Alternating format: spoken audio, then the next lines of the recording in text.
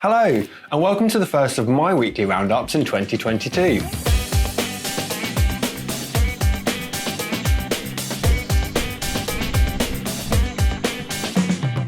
With ISE announcing a postponement very recently, many people over the course of this week have been trying to figure out how best to divide their time during the now exceptionally busy mid-May to June period that will see no less than 5 major AV trade shows taking place all within weeks in different locations. Do you plan on trying to attend just one, several, or go to as many as possible from the comfort of your own home?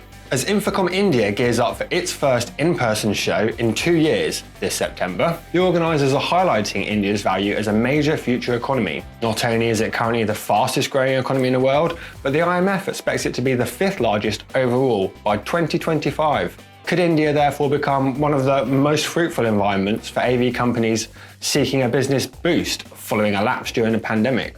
Kicking off the new year in style, Elevate Sydney Festival hosted what was claimed to be the largest drone display in the Southern Hemisphere, lighting up Sydney Harbour with 500 synchronised hovering machines in order to highlight First Nations culture. To complement the flying show, Mandy Lights was brought in to enhance the night skies with light projections, programming 60 M-beam searchlights from multiple locations around the harbour.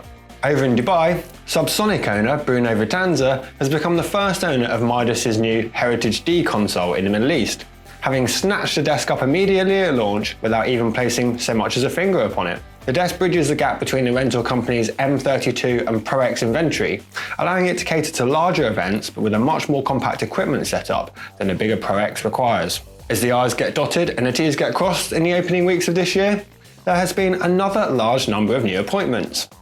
Standouts include D&B Audio Technic naming Ayumi Hanano as Soundscape Business Development Manager for Japan.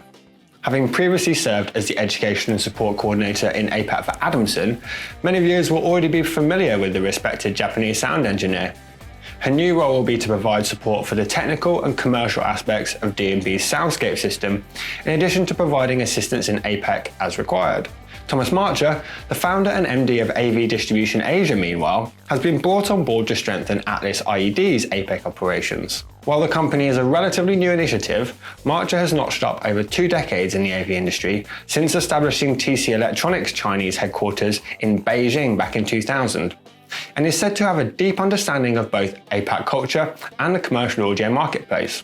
Elsewhere, ex-Wild & Mar GM Gary Furman has joined the team at Noise Republic in South Africa as its new general manager. And Italian manufacturer K-Ray has brought Siddharth Dam on board as its new area sales manager for the Asia Pacific. Martin Audio Japan was finally able to venture outdoors to deliver a loudspeaker showcase at the ancient ruins of the Amasite Park in Takatsuki, Osaka. The first time the team had been able to entertain hosting such a demo since the onset of the pandemic. With more than 50 people in attendance to witness the long throw capabilities of the WPL system, the event was considered a roaring success. Now we end this week's roundup with the sad news that following a long illness, Clearcom's Rosenblum recently passed away. His distinctive casual demeanour and dress sense, in which he almost exclusively wore Hawaiian shirts, belied his undeniable brilliance and passion.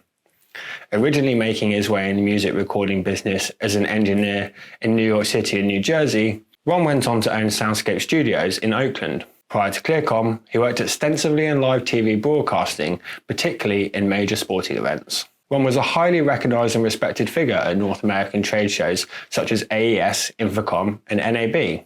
Our thoughts, of course, are very much with Ron's family and friends at this time.